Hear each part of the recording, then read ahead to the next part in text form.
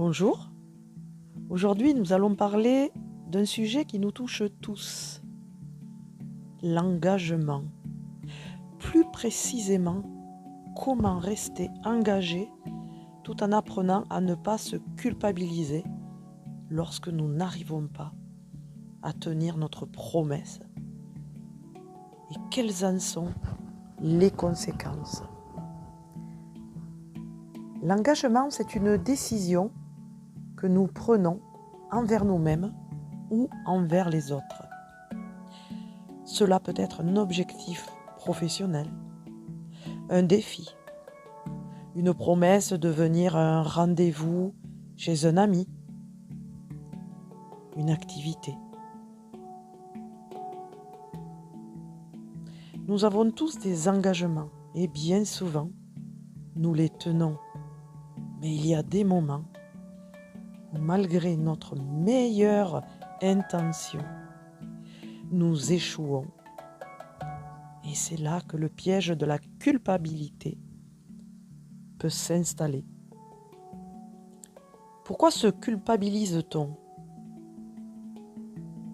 Eh bien, tout simplement parce que notre société valorise l'accomplissement, la productivité et la constance. Ne pas tenir un engagement est parfois perçu comme un échec, un manque de discipline ou de volonté. Mais en réalité, l'échec fait partie du processus d'évolution. Nous sommes des êtres humains.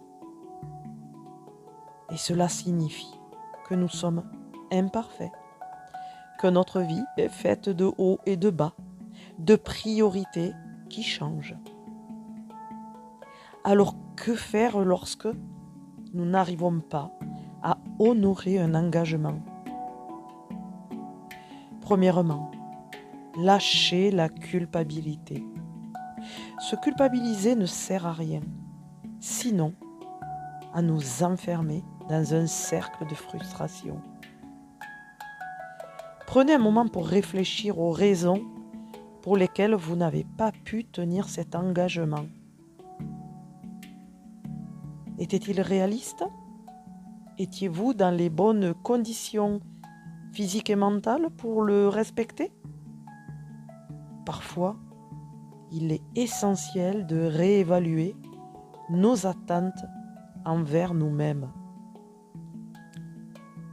Ne pas tenir un engagement peut entraîner des déceptions, certes, que ce soit envers soi ou envers les autres. Mais cela peut aussi être une opportunité de croissance. Cela nous apprend à mieux comprendre nos limites et à ajuster nos priorités et à être plus honnêtes avec nous-mêmes sur ce que nous pouvons réellement accomplir. Si vous ne tenez pas un engagement, cela ne signifie pas que vous êtes incapable ou indigne. Cela signifie simplement qu'un ajustement est nécessaire. Plutôt que de vous juger, soyez bienveillant envers vous-même et utilisez cette expérience pour vous améliorer. Reprogrammez votre engagement si nécessaire ou reformulez de manière plus réaliste. Et en conclusion, l'engagement est important, mais l'amour et le respect de soi le sont tout autant. Souvenez-vous que ce n'est pas la capacité à tenir chaque engagement qui vous définit, mais la manière dont vous rebondissez après vos expériences.